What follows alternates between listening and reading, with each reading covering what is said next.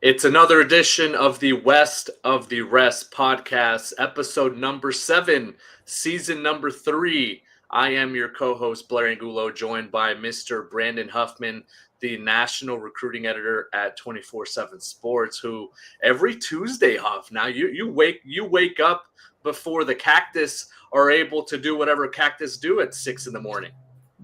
I can tell you that the Cactus are a lot darker, or at least I can't see them right now because we're getting closer to that time change, which, I have learned that Arizona does not change time. So I'm about a week and a half away from being an hour ahead of you. Can we plug your weekly appearance on CBS Sports HQ? I think earlier today you were able to break down the top 5 college football openings, right? The job openings from a recruiting standpoint and from a recruiting potential standpoint. And I think every week you guys are touching on a little bit of different topics. Yeah, it's been kind of cool. Like, whatever the hot button issue is, which for the last few weeks has basically been firings. We're talking about, what kind of recruiting impact that it would have on those schools that are making a coaching change or that could be. And then today, we're in double digits now, Blair. It's mid-October. We're double digit firings. So I've been doing a piece really since week 3 when Deshaun Foster and Brent Pry were fired of the top jobs available based on recruiting upside, not just the top overall job, just based on recruiting. So we broke it down today. We go right now. It's Virginia Tech number 5, UCLA number 4, Arkansas number 3, Penn State number 2, and Florida number 1. But there could be a time in our life here where we might be adding, we could be adding Florida State, Wisconsin, Auburn, some others to the mix. So it is coaching carousel season in full-fledged time. And then that's not even taking into account the openings that will happen organically when some of these other head coaches start to jump from one school to the other school, and then creating a ripple effect that we obviously have been tracking very closely for the last few years, because the coaching carousel has intensified. It has become a results-driven business. And I wrote a feature over the weekend, Huff. I know you read it. You read all my stuff. I know you don't even have to tell me. I think it's you, my mom, and it's essentially the number of reads I get every weekend. But diving into Florida, right? Like, I didn't know it was that drastic, because I think there's so many people that were clamoring for better recruiting results and a more invested recruiting staff when they did fire Dan Mullen to bring in Billy Napier. Well, the improvements were very minuscule. Dan Mullen was averaging like a 12.2 recruiting standing in his 5 recruiting cycles. Billy Napier in his 3.5 or so was at 11.75. So just slightly better than what Dan Mullen was doing. And then you see on the field, right, bad record, losing record against basically every component, whether it's Power 4 schools or SEC play or, against AP top 25 schools. It was just across the board, wasn't getting it done. And then you look at what they were doing in the state of Florida. I think 17 5-stars, they were only able to land 1 during Billy Napier's era. So that's kind of the basis of what's happening right now from a recruiting standpoint with a lot of these openings too, is that the coaches, the administrations, the programs need better results off the field to be able to translate that on the field. And I think that's what we touch on here on this podcast, is that, hey, these are some of the recruiting components that matter, because at the end of the day, when Oregon, when Ohio State, when Georgia, when Alabama, when all these schools are at the top of recruiting standings, let's not be surprised when it's those schools also that are fighting for national championships. Well, and keep in mind, too, it's also not just the lack of results that a coach is producing from a recruiting standpoint. It's also, what are his rivals doing? What are the schools that he's recruiting against doing? And, in the state of Florida, you've got Mario Cristobal, who is as tireless a recruiter of a head coach as you're going to find in all of college football. There may not be a more aggressive head coach when it comes to recruiting, more active, more involved head coach in all of college football than Mario Cristobal. And then you have Mike Norvell, who obviously Florida State has kind of dipped into the portal a little bit more the last couple of years, but they've had the resources to do it. Well, with Florida, it seems like, they're not putting in the effort on a recruiting front. Billy Napier doesn't have the energy that Amaro Cristobal does. It seems like Florida hasn't utilized their resources as widely, and not necessarily in a great way. Florida State really used the portal well for the 2023 season, but 24 and 25 have been a mixed bag. But it seems like all of Florida has, used what DJ Lagway's resources have been. So that's the thing. It's not so much what you're doing. It's also what you're doing compared to others. And like you said, there's going to be so many other organic openings because you're going to have the domino effect. This school is going to have an open because they lost their coach to this school. I mean, we brought it up last week. We remember just how quickly it went when Nick Saban retired and how much that impacted the West Coast. And, you had 4 schools that all were greatly impacted by that. 3 right in the time being, 4th in the fact that, San Jose State hires Ken Niumatalolo and Brett Brennan leaves for Arizona. Ken Niumatalolo doesn't leave. He may be the head coach at UCLA right now because of the experience that he had as a special assistant to Chip Kelly. So, and that was in a very isolated time. Now you don't want to have to wait until January. And so you're getting those results on the field on Saturdays in the fall. You're seeing what the recruiting classes look like when these classes are done well before the season. And now you're seeing a number of buyouts that apparently are no longer obstacles. Schools realize they've got to cut their losses and cut their ties. And now Billy Napier's out of a job, on the West Coast. That is now the 3rd opening that opened with Colorado State firing Jay Norvell. That'll be an interesting job. I actually put that one ahead of Oregon State. And I think that one, as we talk on the West, the rest, that one's a little bit more intriguing because Colorado State making that move to the Pac-12 next year. They've got a good stadium, a relatively new stadium. They've recruited the West really well. James Finley, who we've known for a long time when he was a trainer in Southern California and the receivers coach at Mater Dei, really has done an impact. I think there's 3-4 specific recruits in Southern California that are committed to Colorado State right now. So what does that do? Colorado State also has a administration that wants football to be successful. And I put them ahead of Oregon State, maybe controversially, considering Oregon State's had a 7-year head start in the Pac-12, maybe longer. But that's what I think the Colorado State job could provide as they make the move to the Pac-12 with Boise State, San Diego State, Fresno State, and Utah State from the Mountain West.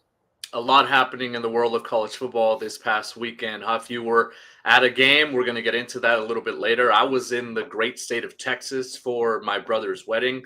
Shout out to the small town of Wimberley, small town of Driftwood.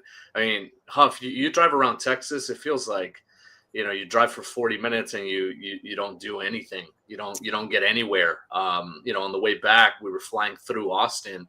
It took us 45 minutes to drive from our hotel to the nearest Dutch Bros, which, shout out to Dutch Bros. We're still looking for that Dutch Bros sponsorship. Whether, I don't know, it's gonna be a race, right? Whether it's Phil's or Dutch Bros that gets back to us first. Your move, Phil's and Dutch Bros. Hey, and I've also started to fancy Black Rock coffee. I don't know if you're familiar with that. Okay.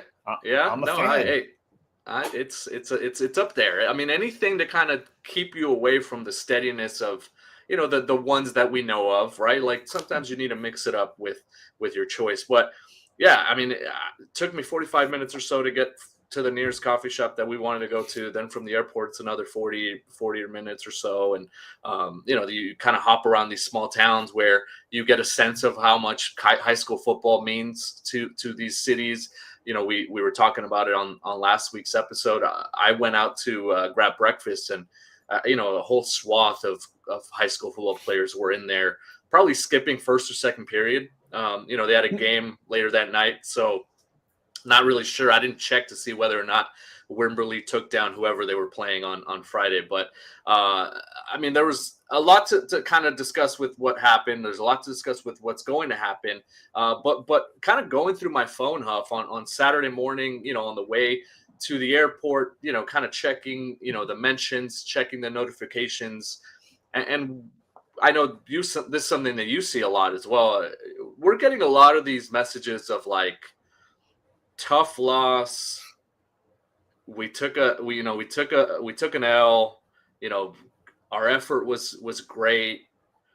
But here are my 3 tackles and here's my film. And it's not even been 12 hours since the game ended. and some of these players are going in their huddles, and maybe we're kind of shaking our fists at clouds right now. Old Yeah. man yells at the sky. I don't know if that's the case, but I do think there's been a drastic change in how players react to defeat and how they maybe are able to overcome, losing a game, which, you only get 10 to 12 or 14 if you're really good of these every season. But players seem to be getting over the loss very quickly to basically flaunt or to showcase, like, hey, look at my 4 catches for 35 yards. I know we came up short, but I feel like I had a great night. I don't know. It might just be a new generation. I don't know what's going on there, but I don't know if it's something that, from a recruiting standpoint, college coaches want to see, right? I think we know that college coaches and their recruiting staffs and the personnel departments, they're diving deep into who these kids are and who these families are, and they're recruiting them to join your program because you're trying to build a culture, you're trying to build in a way kind of an identity as a program. And I don't know if it's the most pleasant thing to see 12 hours before you just lost 44-3. Yeah, there's no mourning of a loss on a Friday night. I mean, back in my day, of course, I am going to sound like old man yelling at the clouds. You'd lose a game on Friday. You didn't want to be seen in public until Monday, even though Saturday morning you had to be at film and, basically get lambasted by your coach for 3 hours for losing the game that already ruined your night. And I think that's, been kind of lost, and maybe it is a generational thing, but you see not the outcome we wanted, not the results we wanted, but hey, here's my film. It's like, man, go be pissed off at the loss. Post the film on Monday. Besides, all those coaches are getting ready for their game on Saturday anyway, so it's not like they're going to be checking the Twitters for the video or whatnot. But and then the other thing you see is a lot is like your team gave up 1 billion yards, 1 billion points, and you're posting about how you shut down this one guy, even though he basically had a Madden type performance against your entire squad. And maybe in the couple clips you went up against him, he didn't score. But when he, put up a career stat line against you, maybe don't tweet what you did. And the one thing I really hate is, oh, my clips against a 4-star. You didn't even go up against him. He's on the other side of the field, or he plays a different position than you even play. And football's 11 on 11. All right. That doesn't mean those offers are going to get taken away from him and given to you because you happen to perform. I got that from a coach the other night. Why is this guy rated the same as this guy? Look at this stat, or look at this play. Okay. They have probably 60 snaps in the game. You sent me 2 clips. What about the other 58 clips? Send the same energy, use the same energy in that, or just, wait till Monday to tweet your own video. Don't talk about who you beat, who you did it against. Just talk about your own performance. I think college coaches, they do look at that. And maybe it's the transient nature of college football now, which is trickled down into high school, but there isn't the feeling of like, man, I let my community down, my team down, my school down. It's, oh, well, we got the loss, but look what I did.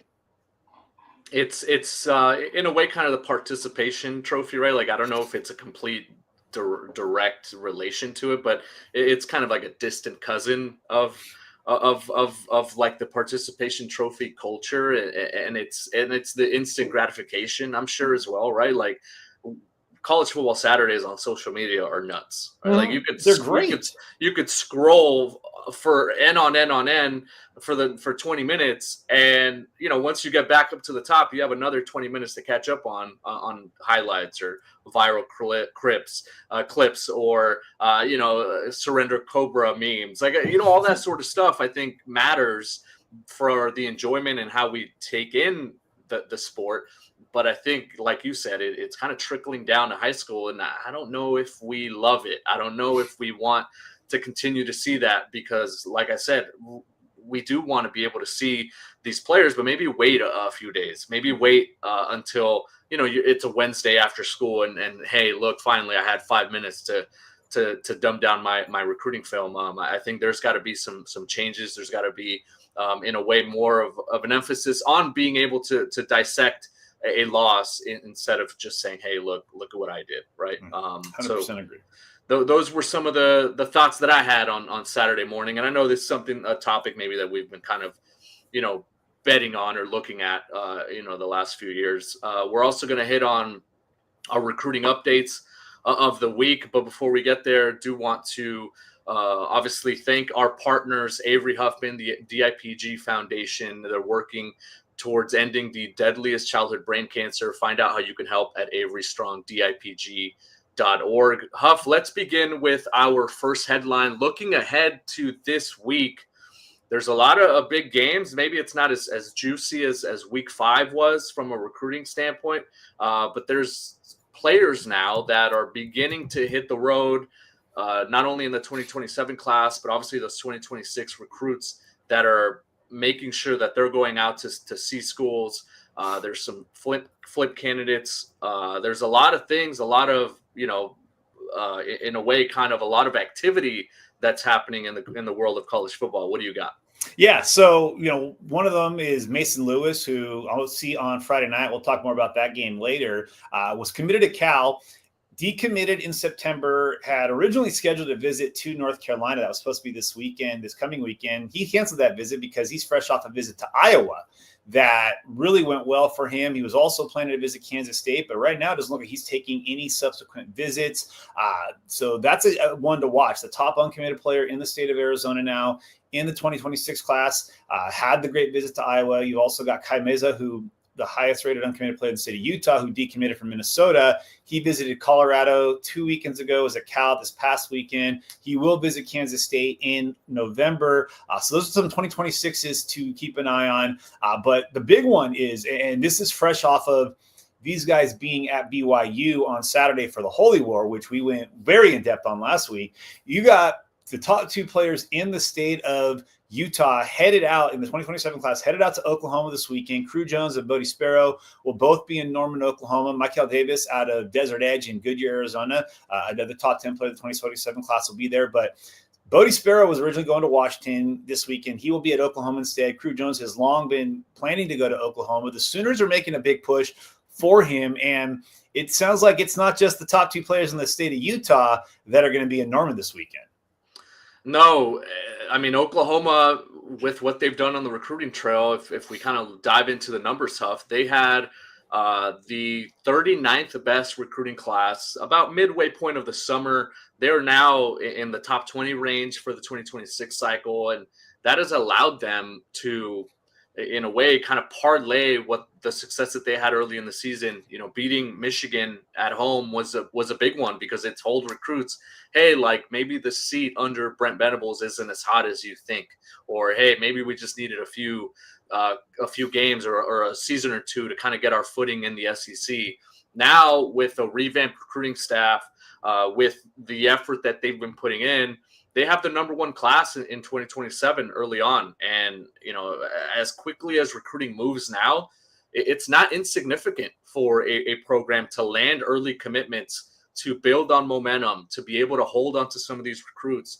And sometimes the best offer is the first offer, right? From an NIL perspective. And if you're setting the bar, you're setting the barometer and setting a benchmark for some of these recruits and some of the conversations that they're going to have with other programs, well, guess what? Some of these recruits are always going to go back to Oklahoma and say, hey, well, Oklahoma was on me first, or Oklahoma was offering me this, or Oklahoma's opportunity is here, or this is the trajectory for a program that could be maybe like the next Texas A&M, right? Like there are the early stages of what A&M was a couple years ago, and now look at A&M, the only undefeated SEC program left, and they're recruiting at a high level as well, have fully transitioned to the SEC. A couple other players from the West Coast, Huff, that will be in Norman, the number 1 safety in the country, Honor Fa'alave Johnson from Cathedral Catholic down in San Diego.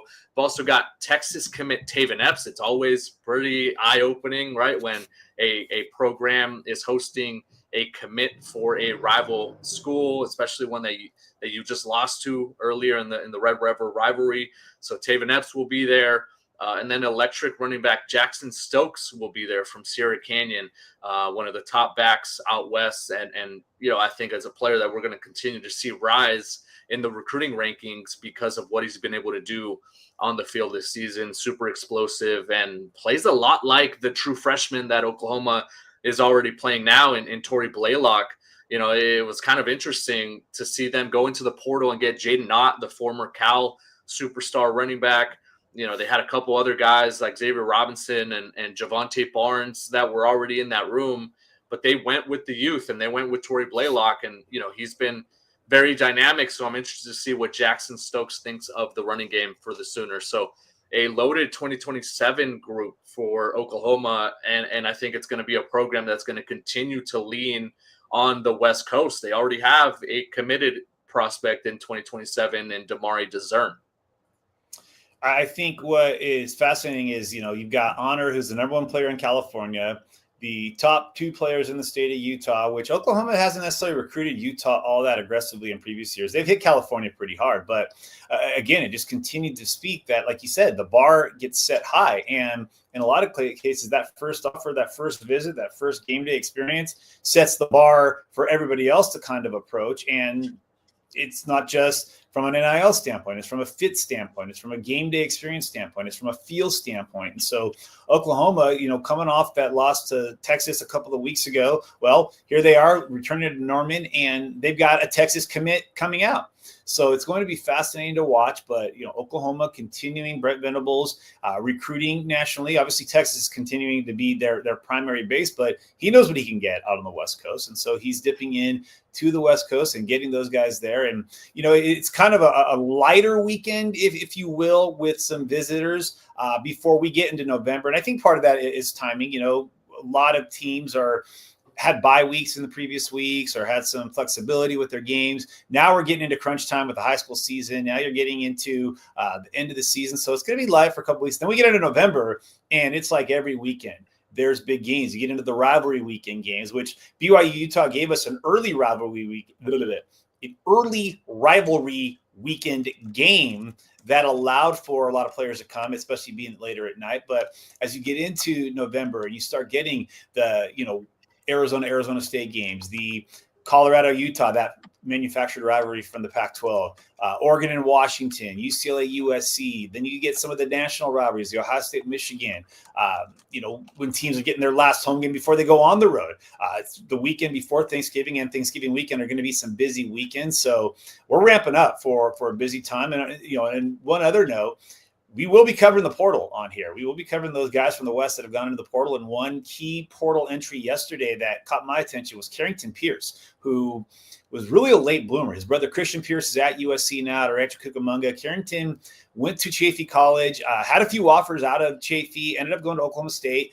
They had like 2 days left in the 30-day window post Mike Gundy being fired. And Carrington Pierce went into the portal. I saw one Oregon State fan freak out saying I was spreading fake news. They couldn't know. If you actually do your homework, you would see that the window still was open. Those coaches that were fired before the NCAA rule change and the calendar change were grandfathered into that same 30-day. Oregon State fired Trent Bray after that. So those guys couldn't go into the portal until a coach is hired. But, we talked a little bit about this last week with the portal. We are going to see a busy December with schools that are, players writing that they're going to be going into the portal, even though they can't until January. But we will be covering the portal pretty heavily in the next couple of weeks. And that's just part of a crazy November. So I'm ready for it.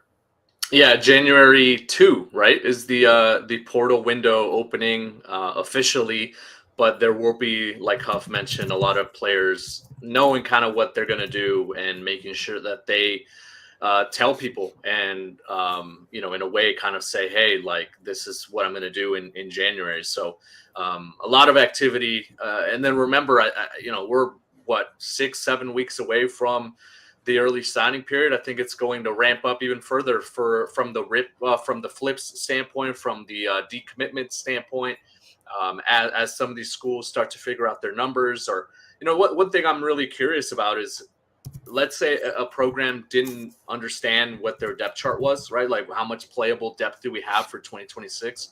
Well, now they've got 8 games to kind of figure that out, and 8 games of film to look at and say, oh, well, maybe we do need another corner, and maybe we shouldn't have taken that extra linebacker or whatever it may be, right? I think there's some reconfiguration that goes on as we make that march towards the early signing period, and that's why we see some of that activity. It's almost 11 o'clock Pacific. We're expecting a little bit of activity here in a couple hours as it pertains to UCLA. If you're not subscribed to the Bruin Report Online message board and you're a UCLA fan, I just want to ask you what you're doing.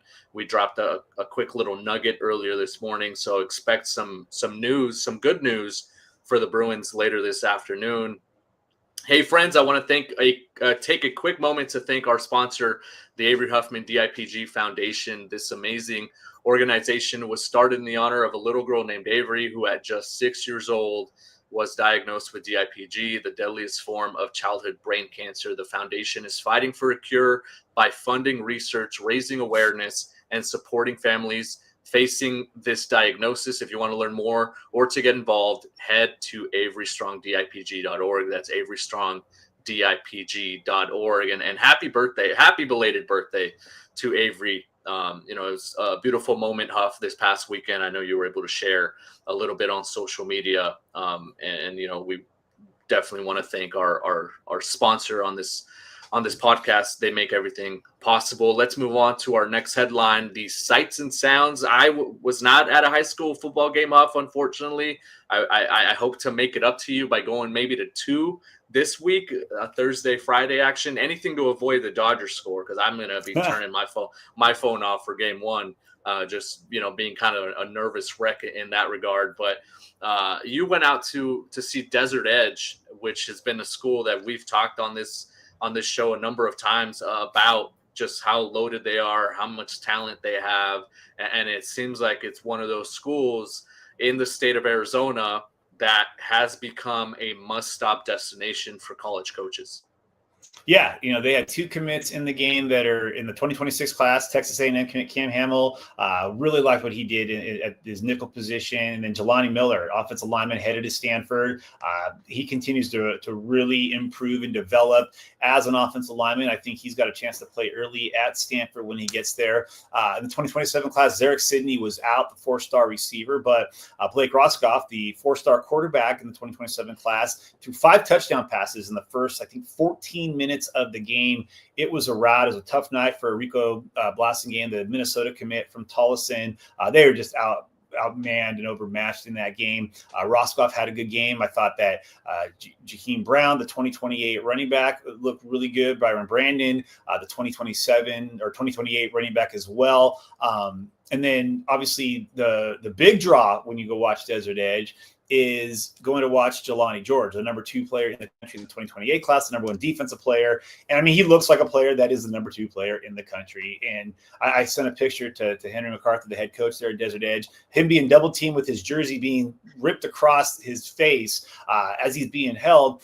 But what that does when you've got a player that elite is it allows your other defensive linemen, and this is kind of a new name that fans should get to know. That's Yazin Zion. He's a 2027 for Desert Edge, relatively new to football, was a hooper, and he's gotten a few offers. Arizona State had offered him a week and a half ago. He was at their game on Saturday against Texas Tech. But Yazin Zion, I mean, looks like he's going to be a 3-tech at the next level. Very twitchy, very quick. Got that hoops background. A player that I was really eager to see. Jalen Easterling Flores was also out, along with Zarek Sidney.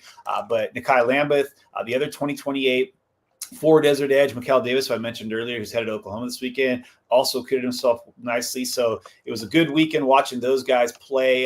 The night before, I saw Williams Field, which had Michigan State commit Colin Campbell, and Arizona commit Malachi Joyner on the offensive line. Really good offensive line. Then Trey Smith set up the go-ahead touchdown in the final minutes so they could beat Shadow Ridge, a surprise. The big one is this Friday, Blair. I don't know when Mater Dei and Bosco play. It's Halloween. It's about to get spooky in Bellflower. So I'm afraid. This weekend before Halloween, I will get the top 2 teams in the state of Arizona, Chandler Hamilton and Chandler Basha, against each other. It's the game of the week in the state. The top 2 teams. One team will be the number 1 team in the state when it's over. And, this is an opportunity for Hamilton to move past Basha, but just talent everywhere. The 2028 class for Hamilton is loaded. The 2027 class for Basha is loaded. There's 26s that are headed to Power 4 schools. This will be by far the best matchup and the most deep and loaded matchup. The Arizona version of Bosco Mater Dei, if you will, these next couple of years. But a lot of players that I'm really eager to see, guys like Roy Oliver, the electric receiver who went off the game I went to earlier this year. I try not to see 2 teams play twice until I can avoid it. If I can't avoid it until the playoffs, but this matchup was too juicy to pass up with all the talent on each side. Noah Roberts, Jake Hildebrand on Basha, Mason Lewis, who I mentioned earlier. You got the Jandro twins that are headed to Oklahoma, Rex Waterman, who's headed to Nebraska. Just talented everywhere at every position. So I'm very excited to get out to Chandler on Friday night for that matchup. Thanks for passing on Arizona, Blair. Where is that? Is that at Hamilton or Basha? This one's at Basha. Okay. So I've had two very interesting experiences at Basha, and both involved a lightning delay. So here's to better luck for you. I was going to ask you if it was at Hamilton, because Hamilton does the behind the end zone fireworks show after every score, which is, it really caught me off guard the first time I went to a game there. I was like, well, what's going on? But yeah, they do things a little bit different there in Chandler. So a lot of space, a lot of things to kind of experience. So that'll be a really, really fun matchup. Let's get into our recruiting updates of the week. And you had some more activity, Huff, more commitments. It seems like you've been staying busy the last few weeks. David Schwartzel, the former UCLA commit, has now switched his pledge, and he's going to be playing for the Stanford Cardinal. And then you had another quarterback from the state of Arizona who'll be playing for the Boise State Broncos. Yeah, David Schwartzel, who, like you said, was committed to UCLA, decommitted within hours of Deshaun Foster's firing, flipped to Stanford. The Cardinal were in his top three when he picked UCLA. They had been there almost from the jump. In fact, I was at the game last year against Rainier Beach when Stanford's defensive line coach was there, offered him the next morning. He had a fumble recovery for a touchdown, a couple sacks. Stanford stayed on him even with the commitment to UCLA, and then was able to flip him. So they get a 4-star number 2 player in the state of Washington headed to Stanford, and he'll join his rival at Eastside Catholic, Wasi Lugolobi, who they've been teammates on the travel circuit. Those two have played against each other in a number of games, kind of the Washington version of Bosco Mater Dei, if you will. He's headed to Stanford. And then Cale Snyder, like you said, 2027, interestingly enough, Arizona, has produced some really good quarterbacks. He plays his games right off of Brock Purdy way. And Brock Purdy now plays for the San Francisco 49ers, where Cale's dad, Adam, once played after his career.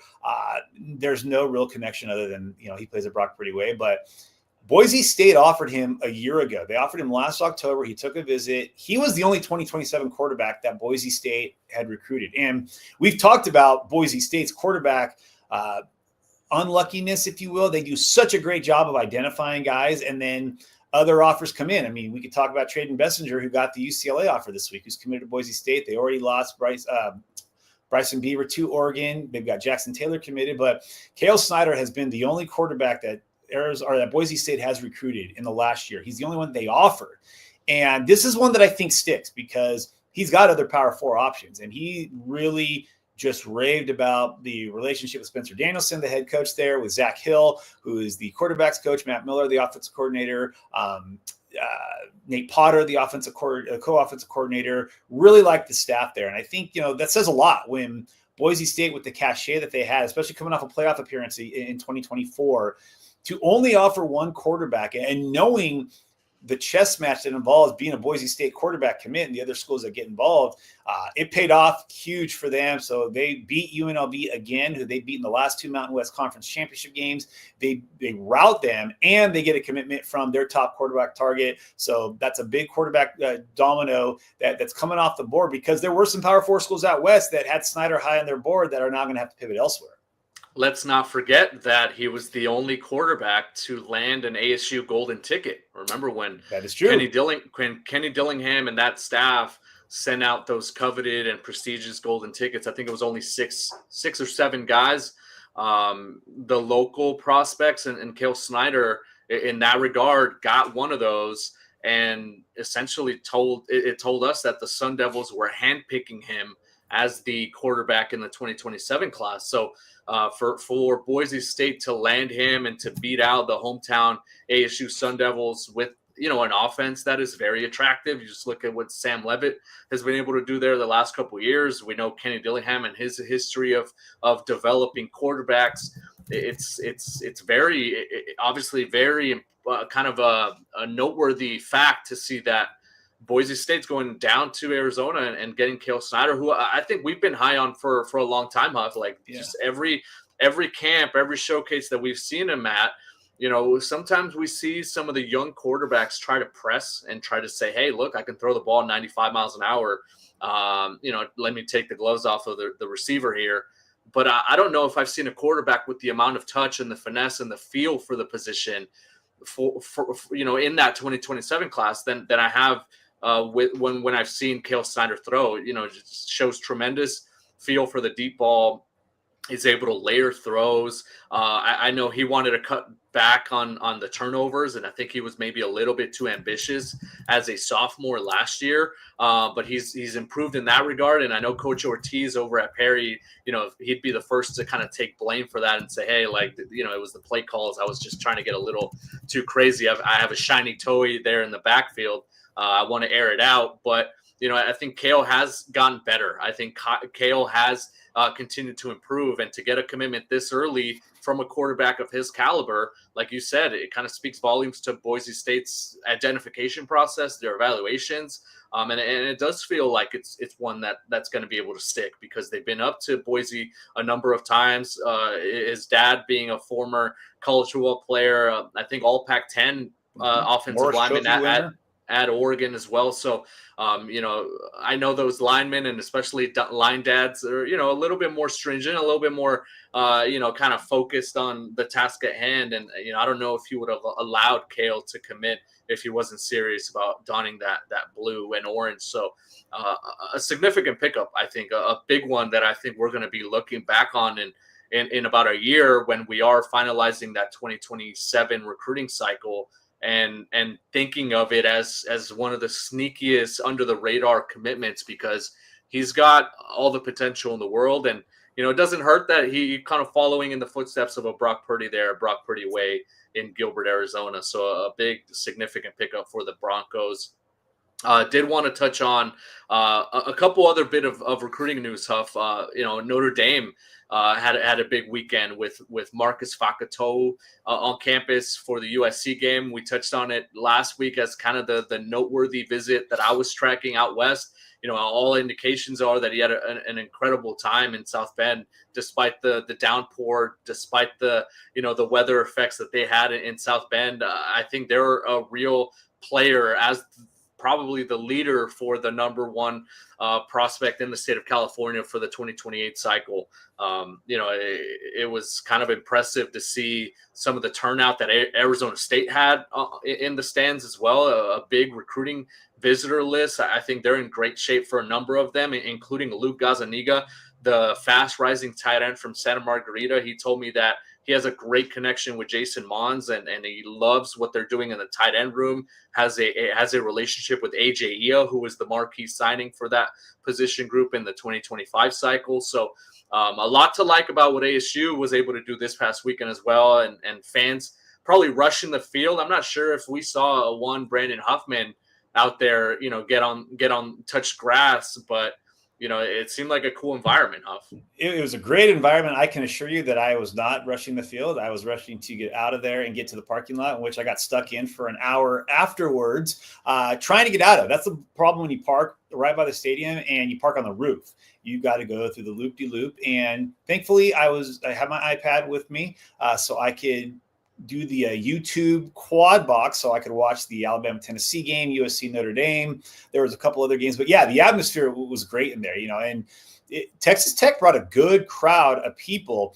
And, we talked about this when we talked about the Holy War, with BYU really using that weekend as a big recruiting weekend. We talked about it when Washington was hosting Ohio State. And the importance of, if you're going to have a big recruiting weekend, you got to have a good product on the field. You don't want to lay an egg. And, back in the middle of the summer, when Arizona State was starting to ramp up its visits and which weekend they were going to have key recruits come in, they kind of targeted that Texas Tech game, knowing that Texas Tech was going to be good. I don't think anybody expected them to be in the top 5-7 teams in the country as they were when they came in. But ASU went they went big, and they had a number of their commits from all over the country come in. I think they had something like, 15 3 and 4 stars in the 27 and 28 class that are outside the West region that were there. A couple of the other guys that were the number one player in their states outside of the West, plus a lot of the key in-state targets were there. So that was the kind of game that, if you're going to invite these guys, you got to have a great atmosphere and you want to have a good performance on the field. And for, 55, 57 minutes, ASU was up to it. And then Texas Tech took the lead, and it got quiet until ASU rallied down the stretch to win. You had the Hail Mary, you had the exciting ending, and then you just saw this just enveloped crowd of people on the field afterwards. And, it took a while to get out. I would have thought, hey, I was going to be able to get out of the parking lot quickly with everybody, hopefully in my parking garage on the field. That was not the case. I must have parked the older person, get off my lawn, get off the field, parking garage. But great atmosphere. Anytime you can go to a game in the middle of October and there's a setting that great, that's got 82-degree weather on a Saturday afternoon, it's hard to pass up on that. Yeah, we started the show yelling at clouds. We're going to end the show yelling at clouds. Except there were no clouds that day, Blair. It was beautiful. It looked incredible. It was, again, one of those, like you mentioned, an afternoon of college football.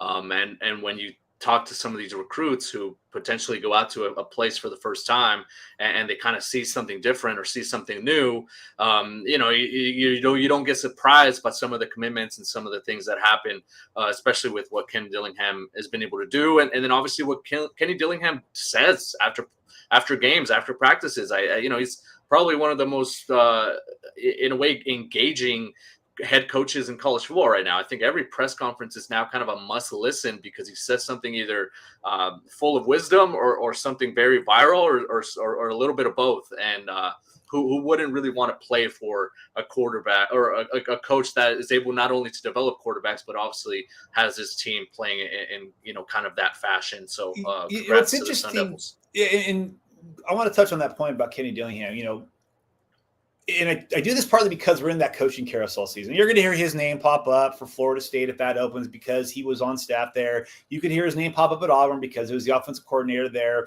He's an Arizona State alum. He's from Arizona. I doubt he leaves, but it's so funny how the coaching carousel has become an entire industry on its own. And you get some of these coaches that are all about coach speak and cliche and, the rat poison type of stuff that Nick Saban used to always talk about. And then you get guys like Kenny Dillingham and Lane Kiffin. I mean, Kenny Dillingham is one of the most authentic coaches you're going to see out there in college football. He says what's on his mind. He says what's on his sleeve. He wears his emotions on his sleeve. And you saw it in the post-game interview. He does that. Then you have a guy like Lane Kiffin who knows he is trolling. He embraces the troll level. And this is the guy who, for years was criticized because of his lack of maturity when he was the head coach at Tennessee and when he was at USC. And now it's almost like he's embraced it, but he's become, kind of the lovable Lane Kiffin. But, you and I both are in the media, all right? We talk to college head coaches. We talk to general managers. We talk to athletic directors. And you get so much cliche and you get so much boring feedback from these guys. So when you have a guy like Kenny Dillingham and a guy like Lane Kiffin who, say what's on their mind, and it's not – with Lane, it's definitely measured. All right. But I watched the interview. I don't know if you saw it on Saturday, if you were already flying back with James Franklin, which was essentially, hey, he's fired. Let's bring him on the air. Essentially giving him an opportunity to interview for any future jobs. It seemed very calculated and very measured, but James Franklin's another guy that he's gotten himself in trouble because he says what's on his mind. And he does say a lot of cliches at times, but he is pretty authentic. And you see that with Lane and Kenny Dillingham. It's very refreshing in a day and age where the college, and that's why the college carousel, the coaching carousel has become such an industry, is the college coach is the program. He is the face of the program. I couldn't tell you half of the NFL head coaches that haven't been there forever. I couldn't tell you, the majority of the college basketball coaches out of a select 10, but I can almost tell you every single college football head coach down to the G5s into the FCS because it's such a identity. So, seeing a guy like Kenny Dillingham, how he is in post-game interviews, seeing Lane Kiffin at every press conference he does, it's fun. And I enjoy that. And that's just something that I felt like sharing today, Blair. Yeah, no, we must protect Kurt Cignetti at all costs as well, because he's another one of those that is kind of reached that echelon of I need to listen to whatever he's going to say because I know he's either going to say something very insightful or he's going to say something that kind of in a way is very intentional in kind of what he's trying to relay with his message. Today's show was sponsored by the Avery Huffman DIPG Foundation, bringing hope, funding research, and fighting for a cure for childhood brain cancer. Learn more at averystrongdipg.org. Any other clouds that you want to shake your fist at, Huff, before we go? No, I think I got them all covered this week. Go mourn your losses this weekend, fellas. If you happen to lose, don't go troll an entire team after you gave up 9 billion yards. Just maybe sit that one out. And hey, enjoy another weekend of college football, because it's already week 9 of the college football slate. It's our last weekend of, they say the games, remember the ones in November. This is our last weekend of non-November football until you get into December, of course, in January. But I always feel like when the time changes, when we fall back, those games, the angst, the anxiety ramps up. People get a little less cordial on the social medias with their fellow fan bases, and partly because you're getting closer to rivalry weekend. It could be that you have your in-laws coming to visit for Thanksgiving and you're dreading that, or you have to go visit them at Christmas time. I don't know. It could be a bunch of things, but we only get so many weekends. I wish actually that's not really the case anymore now that we have bowls every weekend and we've got playoffs and the championship game into January. But we get to March and April, we so miss football season. Like baseball season's over, as far as I'm concerned. There's no other baseball games being played that I know of. I'm pretty sure baseball season's done. Football season is fully in. Basketball season starts soon, so no more baseball. We're already in the fall, right? No baseball? No baseball. No baseball in the Huffman household. That's for sure, and probably no baseball on my phone for the next week and a half or so, because I'm kind of like Greg Biggins. I feel like if I watch, something's bad's going to happen, and if I don't watch, then they'll be raising another trophy down Figueroa. With that, I did want to again remind our viewers and our listeners to hit that like button. Make sure you leave a review and send any questions that you may have that we can answer on future mailbag episodes. Thank you so much for tuning in to this edition of the West of the Rest podcast.